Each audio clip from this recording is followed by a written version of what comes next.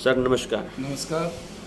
आज जिस तरह से ये सफल जो आयोजन हुआ है जी इसके बारे में क्या कहेंगे? देखिए, इसके बारे में एक ही बात कहना चाहूँगा कि लोगों का जो अपने राष्ट्र के प्रति, अपने तिरंगे के प्रति जो एक अपनापन, एक भाव जो हर व्यक्ति के मन में है, सबसे ऊंचा तिरंगा रहे हमारा, उस भाव से, उस विश्वास से, उस विचार से लोग भारी संख्या में आए और हमें इतना विश्वास नहीं था कि इतना जन समूह महेंद्रगढ़ में पहुंचेगा। और मैं आपके चैनल के माध्यम से उन सभी साथियों का धन्यवाद करना चाहता हूं कि उन्होंने अपना कर्तव्य समझते हुए, अपनी जिम्मेवारी समझते हुए अपने राष्ट्र के प्रति, अपने तिरंगे के प्रति जो उत्साह दिखाया। जैसे आज जो तिरंगा यात्रा निकाली गई है, तिरंगा यात्रा के जरिए कुछ राजनीति में किस प्रकार का आप संदेश देना चाहते हैं?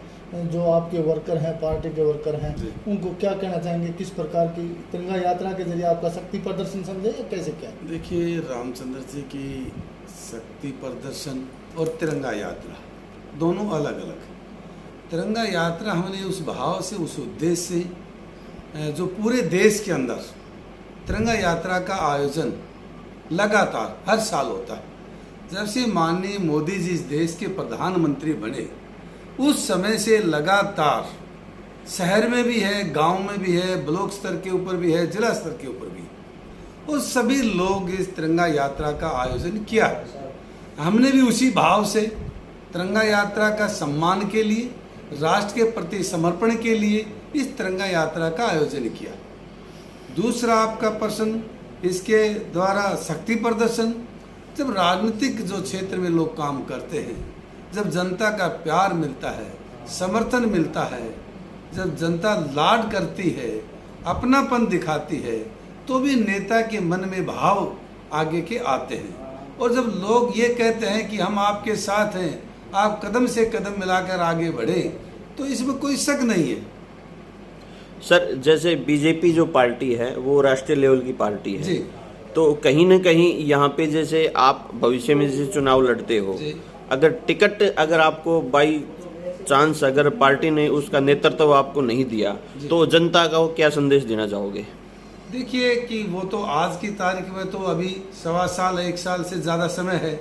आज के दिन तो मैं ऐसी कोई बात कह नहीं सकता जी, लेकिन हमने भारतीय जनता पार्टी के कार्यकर्ता के रूप में, पदाधिकारी के रूप में 1996 से लगातार पार्टी के साथ कदम से कदम मिलाकर पार्टी को अपनी माँ समझकर सेवा की है।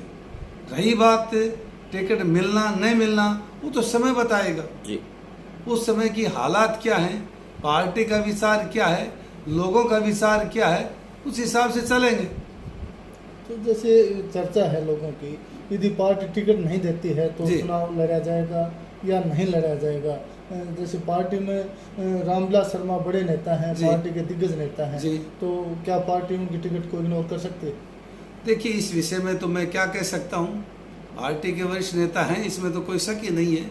लेकिन टिकट नहीं देंगे तो हम क्या करेंगे, ये तो जन भावनाओं के ऊपर आधारित है। लोगों के विचार क्या हैं, लोग क्या चाहते हैं, उस हिसाब से तय होगा। जी। कंवर सिंह जी की सर एक छवि है पब्लिक के अंदर कि शांत स्वभाव के व्यक्ति हैं और शांति के प्रतीक हैं, तो ये जो जिस तरह का गौरव आपने हासिल किया है, इस बारे में क्या कहेंगे? इसमें तो देखो कि मैं एक ही बात कहूँगा, एक व्यक्ति का स्वभाव होता है जी, और जब अपने साथियों के बीच में काम करते हैं तो काम का आनंद आता है, और जब अपने से जब होने वाली बात है, उनकी मदद वाली है, तो मदद खुल के करते हैं। इन्हीं हम आपस में एक दूसरे को अलग नहीं समझते, परिवार का सदस्य, साथी के रूप में, दोस्त के रूप में हम देख कर वो काम करते हैं। उस टाइम हम ये, हमारे दिमाग में ये भाव कभी भी पैदा नहीं होता जो मेरे सामने जो काम कर रहा है किस जाति का है जी। हमारे लिए 36 बिरादरी के लोग अपने हैं, अपने साथी हैं, अपने परिवार के लोग हैं, इस भाव से हम काम करते हैं। तो महेंद्रगढ़ में किस प्रकार में विकास में कमी रही? आप पूरे 2 बार जिला अध्यक्ष भी रहे हैं, रूलिंग पार्टी में भी जिला अध्यक्ष रहे हैं, तो आप क्या मानते हैं कार्यकर्ता की किस प्रकार की कमियां खली जिससे कि प्रोफेसर रामविलास शर्मा चुनाव हारे? जैसे 83,000 के आसपास वोट आए थे और एकदम पार्टी इतने पिछले पायदान पे गई? देखिए 2013 में मैं भारतीय जनता पार्टी का जिला अध्यक्ष रहा। उस समय 4 की 4 विधानसभा यहाँ से जीते, लोकसभा यहाँ से जीते। माननीय रामविलास जी शर्मा यहाँ से भारी बहुमत से जीतकर कैबिनेट मंत्री बने। कई महकमे इनके पास थे जी। और तब विकास नहीं हुआ और विकास नहीं करवाया, वो तो शर्मा जी जिम्मेवार है जी। लेकिन उस समय भी हमारे दिमाग में एक विचार था कि महेंद्रगढ़ को सबसे सुंदर शहर बनाएंगे, महेंद्रगढ़ को विकास की दृष्टि पे 1 नंबर पर बनाएंगे, लेकिन हम वो कर नहीं पाए। जैसे मुख्यमंत्री जी यहाँ पर काफ़ी घोषणाएं करके गए हैं, IMT का जो बड़ा मामला है उसका शिलान्यास भी कर दिया, पूरा काम कर दिया, तो ये कहीं न कहीं पार्टी की कमी मानते हैं या मुख्यमंत्री जी की अपनी कोई निजी इसमें सोच है? किस प्रकार से कामयाब मानते हैं? एक तो मैं आपके चैनल के माध्यम से ये संदेश देना चाहूँगा कि खुडाना के अंदर IMT अवश्य बनेगी और बहुत जल्दी इस पे विचार होने लग रहा है। माननीय मुख्यमंत्री जी ने जो घोषणा की है वो काम अवश्य होगा। रही बात डिले की, डिले तो जो जनप्रतिनिधि है उसका दायित्व बनता है कि जो प्रक्रिया है उसको थोड़ी सी गति देकर उस काम को ज़्यादा बढ़ाया जाए। जी सर, एक जैसे महेंद्रगढ़ जिला जैसे हरियाणा और पंजाब जब अलग हुए थे तो महेंद्रगढ़ जिले का नाम आता है जी। और आज तक जो है महेंद्रगढ़ की जो जनता है वो मुख्यालय के लिए तरस रही है। तो आप सरकार में हो, आप सरकार के नुमाइंदे हो, तो इस मामले में आप किस तरह गंभीरता से लेते हो?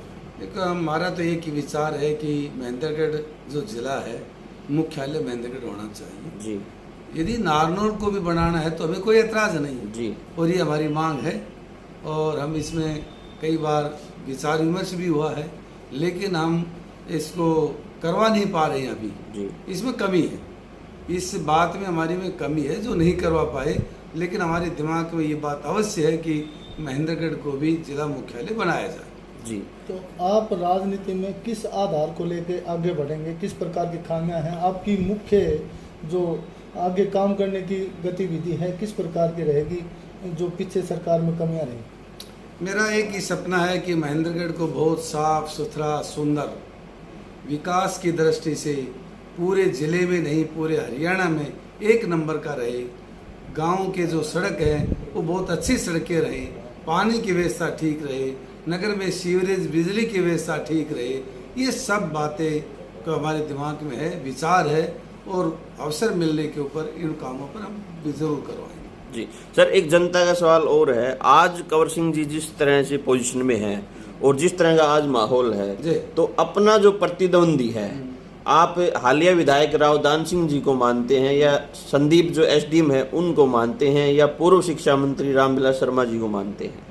देखिए शर्मा जी की बात हो तो हमारे अपने पार्टी में ही है, बीजेपी के वरिष्ठ नेता हैं जी, उनका तो कंपटीशन में मानने का सवाल ही नहीं है जी। रही बात दान सिंह को इस टर्म में भी 4 साल हो गए 4 साल के दौरान में कोई मांग रखी हो, कोई मांग उठाई हो, कोई सरकार का विरोध किया हो, ये काम नहीं हो रहा, उसको अपने काम में फुर्सत नहीं है जी। रही बात संदीप ये ठीक है भाई, किस तरह से उनको इतना वोट मिला है, विरोध का मिला है, काम नहीं हुई इसलिए मिला है, जो दोनों से नाराज थे इसलिए मिला है, लेकिन वो तो समय बताएगा जब अपने को उस विचार के अंदर आएंगे तब पता लगेगा कि हमारा कंपटीशन किससे। तो महेंद्रगढ़ की राजनीति जातीय समीकरण पर भी वोट की राजनीति आधारित है, इस बात में कोई शक नहीं है। तो किस प्रकार से किस जाति के कितने वोट हैं, मतदाता किस प्रकार से, जैसे आपने आकलन किया होगा, तो उसके बारे में आप क्या कहेंगे?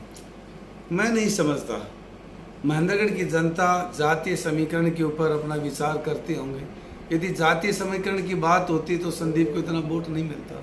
यदि जातीय समीकरण की बात होती तो 5 बार रामविलास शर्मा विधायक नहीं बनते।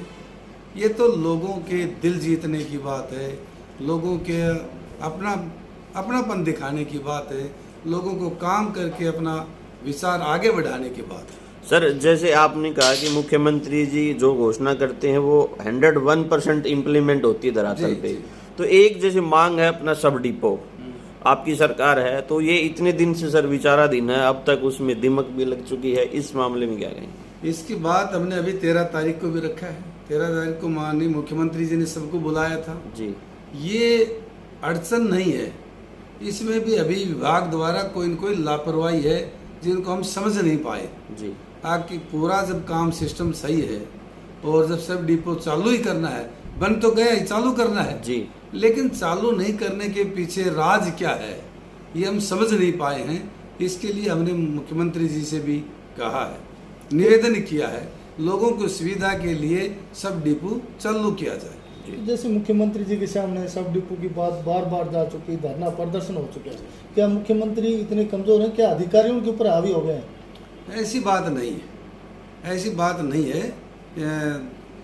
मुख्यमंत्री जी के नॉलेज में है, लेकिन कोई न कोई बात इसमें अंदरूनी क्या बात है ये मैं आपको बता नहीं सकता, वो मेरे भी ध्यान में नहीं है आखिर है वो क्या बात। जी सर, एक मुद्दा विशेष है और अंतिम सवाल हमारा कि सीईटी कॉमन एलिजिबिलिटी टेस्ट जो हरियाणा सरकार ने अभी लागू किया है बेरोजगार बच्चों के साथ, इसका जो है अभी तक कोई व्यवस्था है वो लागू नहीं हो पाई है, कभी टेस्ट बनते हैं कभी नहीं बनते हैं, तो इस मामले में थोड़ा पेच फंसा हुआ है बेरोजगार बच्चों के लिए।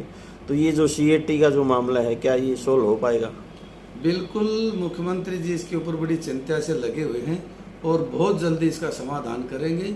और आने वाले समय में भी दक्षिणी हरियाणा में विशेष तौर से पीछे भी 14 से 19 तक सबसे ज़्यादा बच्चे लगे, क्योंकि हमारे बच्चे पढ़ने में लिखने में फिजिकल बहुत तैयारी करते हैं। और इस बार भी मुख्यमंत्री जी का इरादा है कम से कम भी 30-40 हज़ार बच्चों को रोजगार देंगे और जो प्रक्रिया में जो बाधाएं हैं उन बाधाओं को दूर करके बहुत जल्दी उस लक्ष्य को हासिल करेंगे। जी सर, आपने बातचीत की, बहुत बहुत धन्यवाद। धन्यवाद।